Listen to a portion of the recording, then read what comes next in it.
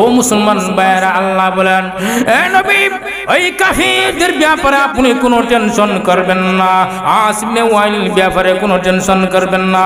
ও নবীজি, আমি কাফিরদের অন্তরে মোহর মেরে দিয়েছি, খাতামাল্লাহু আলা কুলুবিহিম, তাদের অন্তর মোহর মেরে দিয়েছি, ওয়ালা সামিহিম, তাদের শ্রবণ শক্তির উপরে, ওয়ালা কুলুবিহিম ওয়ালা সামিহিম ওয়ালা বুসওয়ারিহিম, তাদের চক্ষুর দৃষ্টির মধ্যে পর্দা ঢেলে দিয়েছি। ও নবীজি, এরা আর ঈমান আনবে না। আল্লাহ অন্য আয়াতের মধ্যে ঘোষণা করেন, সাওয়াউন আলাইহিম আনজারতাহুম আম লাম তুনজিরহুম লা ইউমিনুন। আল্লাহ বলেন, নবীজি, এদের অন্তর আমি মোহর মেরে দিয়েছি, এদেরকে আপনি ডর দেখান আর নাই দেখান, এদেরকে বয়ে দেখান নাই বয়ে দেখান, ওরা আর ঈমান আনবেন না।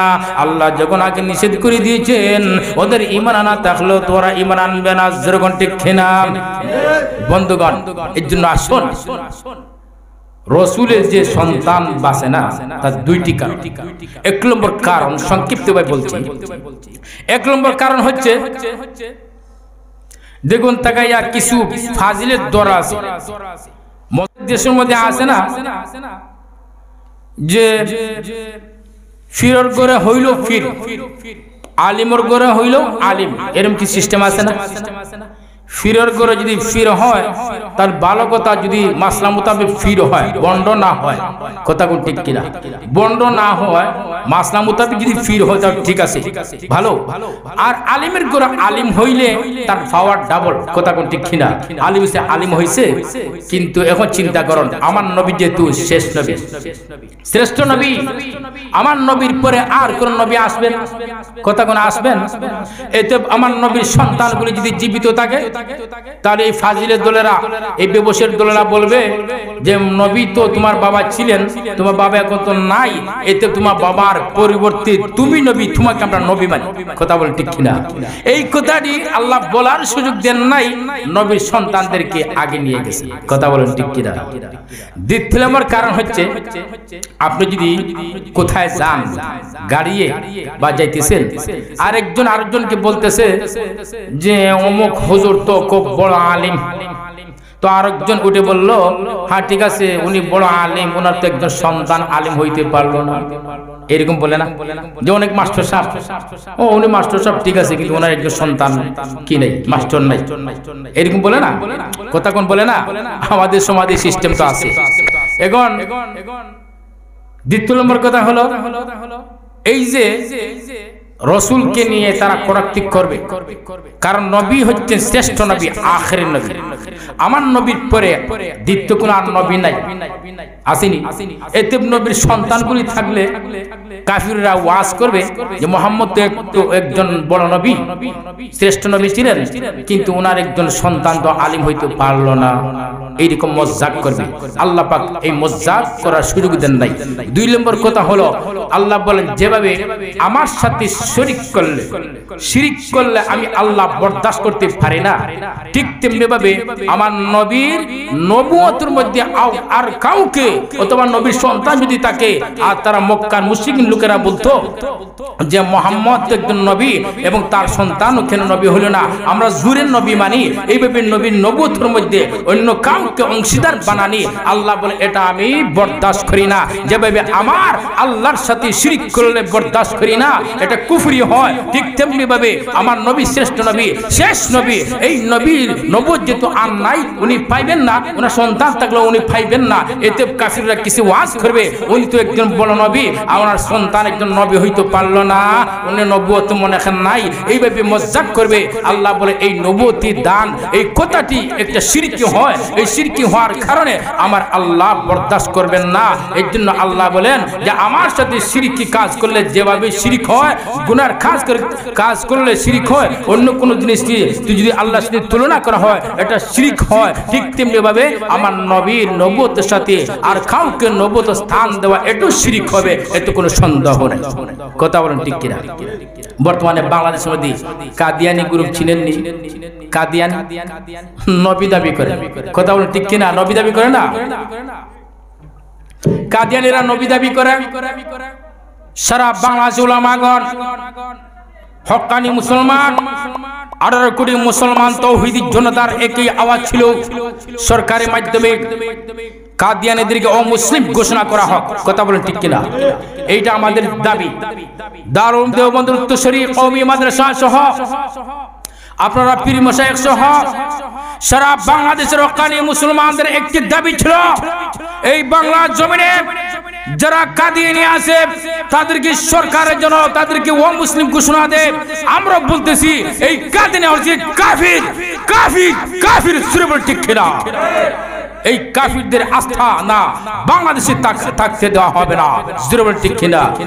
এরা কেন দাবি করে অথচ মুসলমান দাবি করে, আবার নবী নবুয়তি দাবি করে? কথা বলেন ঠিক কিনা? আশ্চর্য ব্যাপার।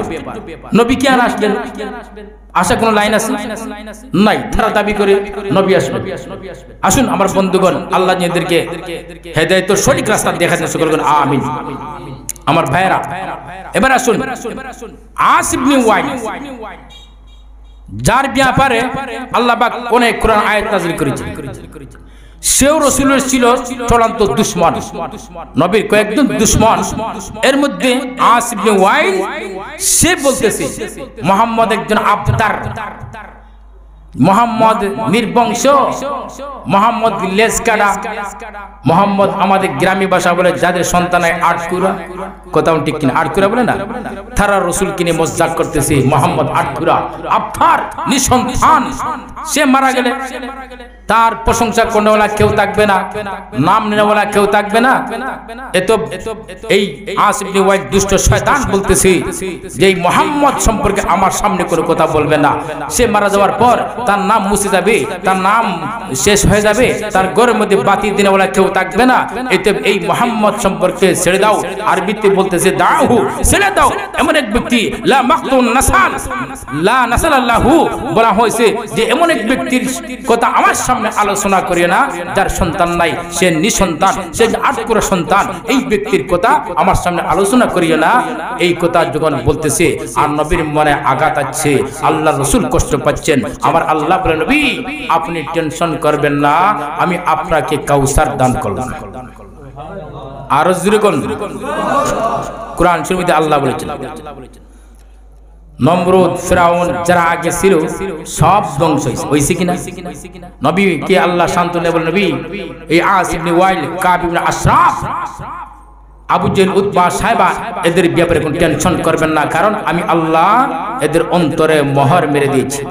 যেরকম ঠিক কিনা? আমার আল্লাহ বলছেন খাতামাল্লাহু আলা কুলুবিহিম ওয়া আলা সামঈহিম ওয়া আলা আবসারিহিম গিশাওয়া ওয়া লাহুম আযাবুন আযীম।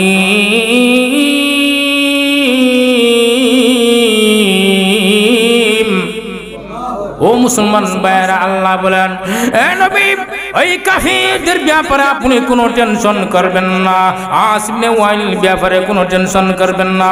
ও নবীজি আমি কাফিরদের অন্তরে মোহর মেরে দিয়েছি। খাতামাল্লাহু আলা কুলুবিহিম, তাদের অন্তর মোহর মেরে দিয়েছি। ওয়া আলা সামঈহিম, তাদের শ্রবণ শক্তির উপরে।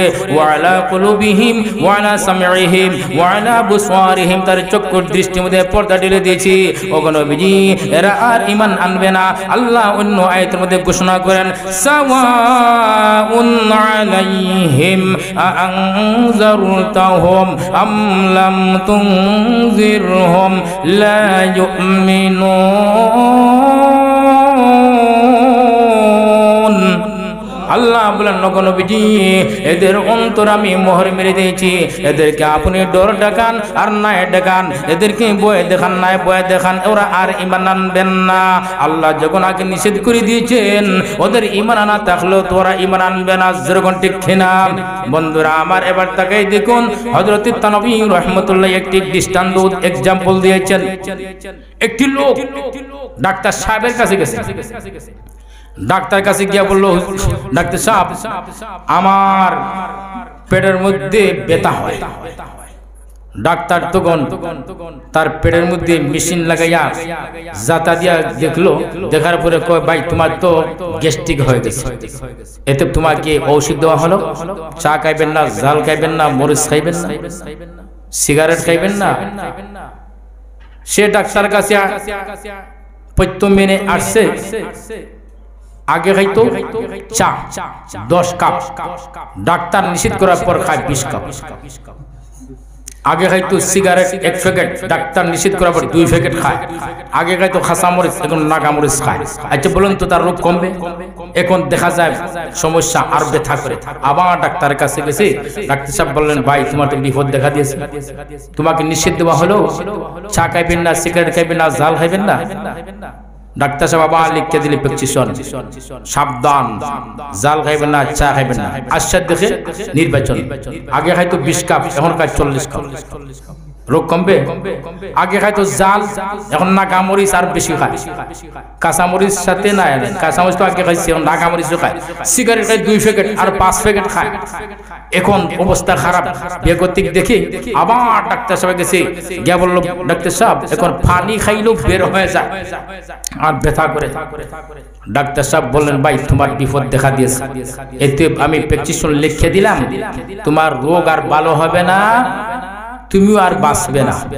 আচ্ছা বলুন তো ওই যে ডাক্তার সাহেব নিষেধ করেছে তোমার রোগ ভালো হবে না, তুমি আর বাঁচবে না, এতে ডাক্তার সাহেব দায়ী না সে দায়ী? এখন যদি রোগী বলে না ডাক্তার সাহেব নিষেধ করেছে আমি আর বাঁচবো না, আমার রোগ ভালো হবে না, এটা তো ডাক্তারের দোষ, আমার দোষ না। রোগী যদি এরকম বলে হবে? আরো জোরে কোন ভাইরা আমার, এবং লক্ষ্য করে তাকাই দেখুন ঠিক তেমনি ভাবে মহান আল্লাহ কুরআন শরীফের মধ্যে প্রেসক্রিপশন দিয়েছেন। সারা মুসলমানের ঘরে পবিত্র কোরআন আছে, আপনাদের ঘরে আসেনি? আপনাদের মসজিদে কোরআন শরীফ আসেনি? আমার আল্লাহ প্রেসক্রিপশন কোরআন শরীফ দিয়েছেন, ওই রোগ আর ভালো হবে না। কুফরি রোগ দেখা যায় আরো বাড়তেছে, বাড়তে বাড়তে এমন চূড়ান্ত সীমানায় পৌঁছে গেছে যেটা ক্যান্সার রোগ ধারণ করেছে। তাই আল্লাহ সুবহানাহু ওয়া তাআলা ঘোষণা দিয়েছেন এই প্রেসক্রিপশন আমি কোরআন দিলাম, তোমরা কোরআন কেন মানো না? হে মুসলমানরা শুনো, তোমাদের কোরআন, সব কোরআন হচ্ছে কোরআনের মধ্যে ঔষধ, সকল দুনিয়ার ঔষধ হলো কোরআন শরীফ। এই কোরআন যদি তোমরা না মানতে পারো তাহলে তোমাদের রোগ আর ভালো হবে না, ওই কাফিরদের রোগ আর ভালো হবে না। এতে তোমরা যা করতে পারো, ডাক্তারি করো, ঔষধ করো, কোনো কাজ হবে না যতক্ষণ না পর্যন্ত এই কোরআনকে পরিপূর্ণভাবে না মানবো, ততক্ষণ পর্যন্ত আমার শরীরের অসুখ কোনো দূর হবে না। ঠিক না? এই কোরআন হচ্ছে আমাদের সবচেয়ে বড় প্রেসক্রিপশন। এই কোরআন মধ্যে আল্লাহ সব কিছু বলে দিয়েছেন। ঠিক না? এবার আসুন আলোচনা সূরা কাউসার কালেকশন হবে ইনশাআল্লাহ। কালেকশন না আমাদের তো যারা আছে চলে যেতে পারে, এই জন্য একটু ধৈর্য সহকারে হয়, সামান্য আর একটু আয়াত তো শেষ হইতেছে না, কিছু ব্যাখ্যা রয়ে গেছে, রাজি আছেন? একটু ধৈর্য ধারণ করবেন তো। আলোচনা তো সামনে সামান্য শুরু করলাম, ভূমিকার মধ্যে রয়ে গেছে, কিন্তু আসলে আলোচনা সামনে রয়ে গেছে।